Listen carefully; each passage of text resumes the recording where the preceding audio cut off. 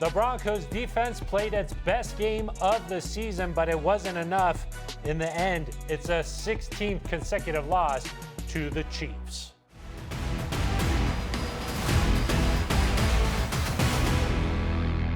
Hello, and thank you for joining us here on the Broncos Postgame Show. I am Phil Milani alongside Nick Ferguson. The Broncos fall at Arrowhead, 19-8 the final. Nick, what are your instant thoughts here?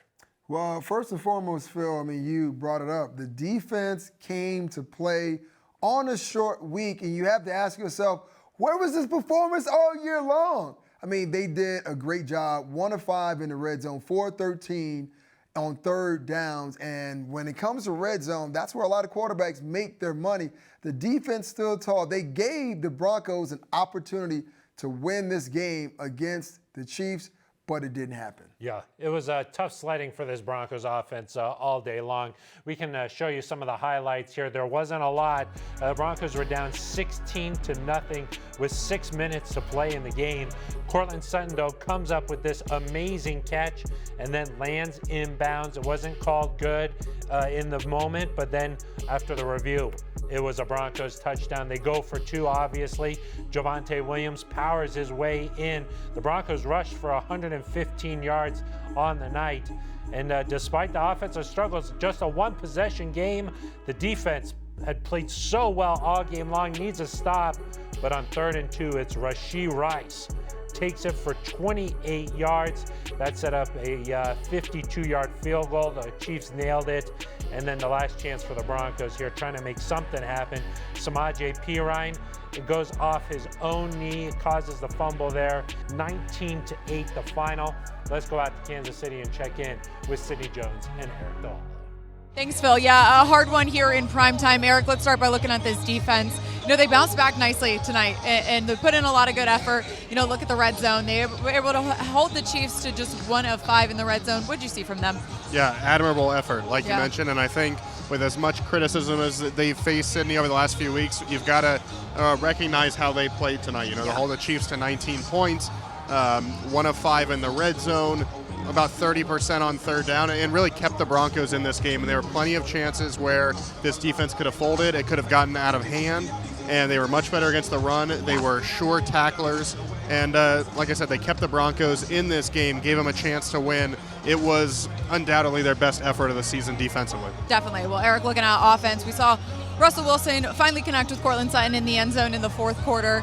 Great catch by Courtland there, and then they're able to get the 2-point conversion. But other than that, really tough night for them here. Yeah, it was tough. And, you know, you mentioned the touchdown catch by Courtland stops the Broncos from being shut out for the first time since 2017, but it just wasn't enough, unfortunately. And we saw the Broncos have some success on the first drive of the game. Right. They go for it on 4th down. They're not able to convert, and from there it was just really difficult.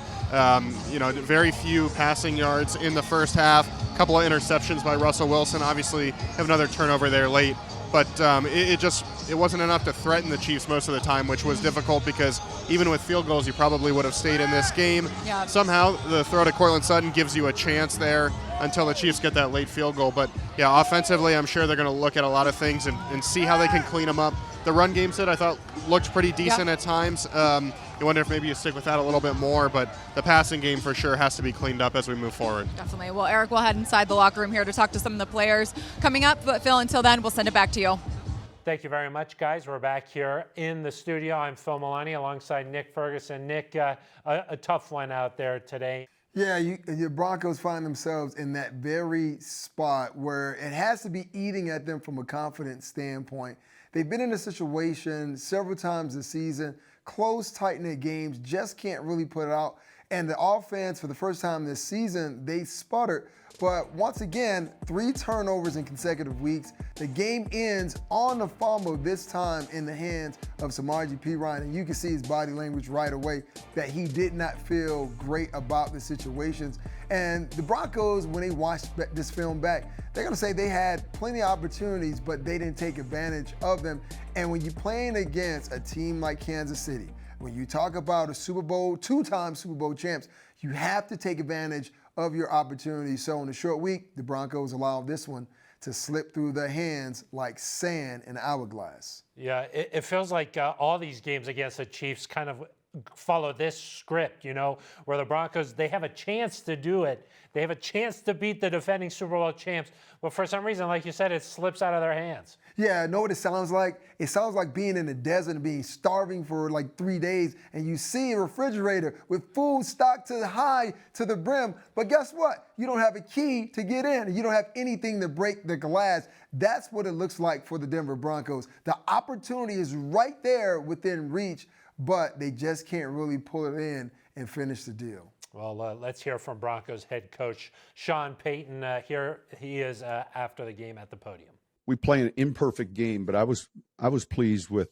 I thought we had great effort and energy tonight. In a short week, tough loss. I thought we played hard, and that's not always good enough. If you turn the ball over, but it gives you a chance to win. And I was encouraged with how we were ready to play, physically and mentally. That's Broncos head coach Sean Payton at the podium. Let's talk about this Broncos offense a little bit. Russell Wilson hadn't been the problem this season. I mean, coming into this one, 11 touchdowns, just 2 interceptions. But tonight, for whatever reason, it wasn't clicking.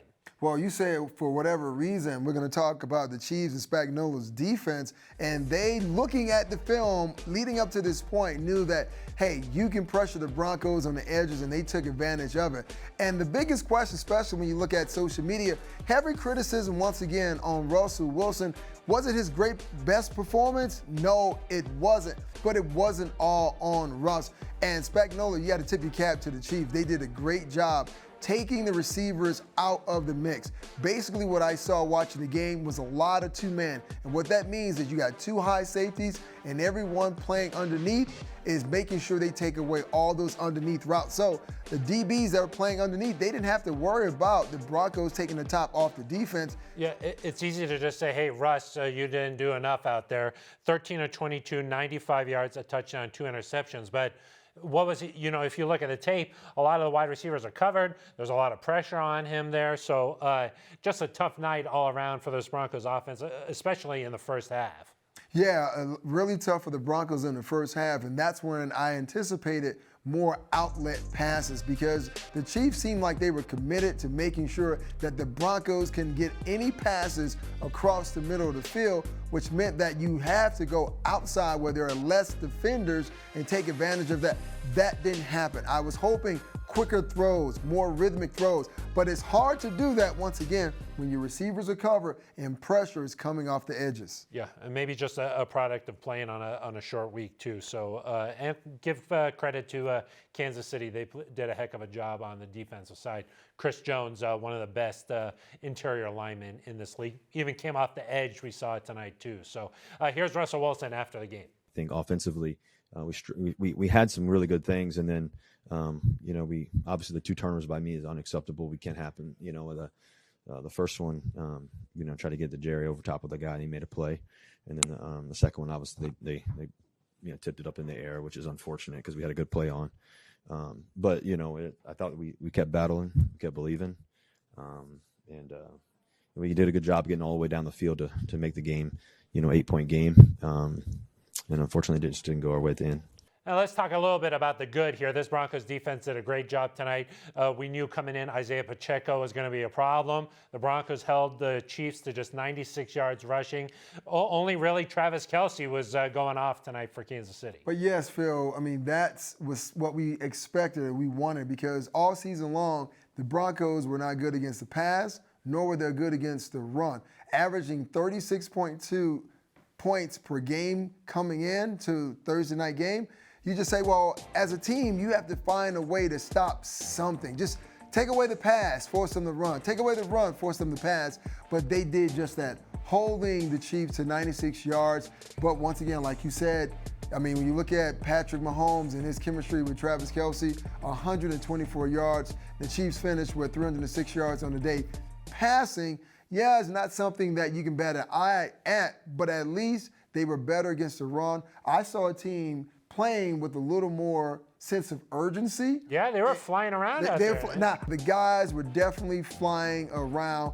I just need them, and I'm sure Broncos country would echo their sentiments as well, continue that moving forward heading into the next week against the Green Bay Packers. A great start for the defense.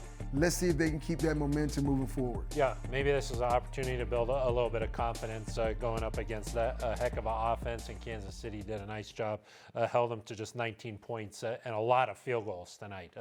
Let's go inside the Broncos locker room, check in with team reporter Sydney Jones. Thanks, Phil. We're here with safety Justin Simmons. Justin, hard-fought battle here in primetime. Overall, what did you just think about the effort the team that put in tonight? Yeah, I thought energy and effort was high. Just at times execution, wasn't what it needed to be. And just speaking defensively, I think overall there are a lot of things that we did well, but there are a few things that we just didn't execute on. And, playing against a team like that, that's always the difference in the game. And so, yeah, definitely improvement, but a lot we need to still improve on. And, we'll do that for Green Bay. Really encouraging from the red zone defense here. I know you guys held the Chiefs to 1 of 5 in the red zone. So what did you like about what you guys were able to do there? Yeah, I think ultimately on defense, man, it comes down to just communication and guys being on the same page. And I thought we did a really good job of that. On the touchdown, there's a little bit of miscommunication. And, that just goes to show against a team like that. Results in touchdowns most of the time. And so as good as it was, it can be better, and that falls on me and the leaders, and getting that communication right. And so, like I said, step in the right direction, but by no means satisfied with that. Felt like it was the best outing for this defense so far this season. So, are you encouraged by that moving forward? Yeah, definitely encouraged. And I think guys should be encouraged and take a sense of pride in terms of playing a little bit better, but. Ultimately, at the end of the day, it's about winning, and we had our opportunities there, especially late in the game to, find ways to push through and to, win, and we just couldn't do that. And so those are the things that I look at, and like I said, encouragement with some improvement, but overall didn't get the win, and that's what's most important. Appreciate your time, Justin. Yeah, thank you. Phil, I'll send it back to you. Thank you very much, Sydney. Time to wrap up the postgame show here.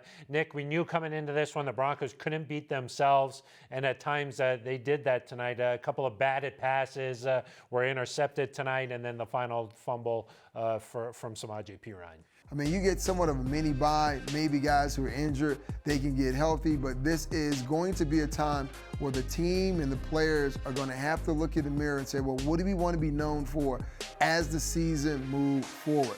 Right now, you're 1 and 5. This is not the time to start feeling sorry for yourself. Look at some of the positive things that you did in tonight's game, and they did some positive things. How can you move forward with that and get better? That's where this team is right now at this point. Yeah, it kind of felt like after the Sutton touchdown, okay, maybe they got some momentum going a little bit, not quite enough there.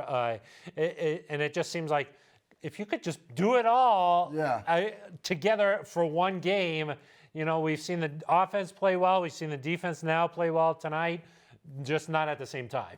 But that's kind of been the sense for the Broncos all season long. One side is playing better than the other side, and they haven't really put it together as a team to play complementary football. Now, they've shown us what they can do defensively, especially you're doing that short week or not against Patrick Mahomes, and then in this team coming in offensively was scoring or averaging over 24 points a game. They didn't really do that tonight.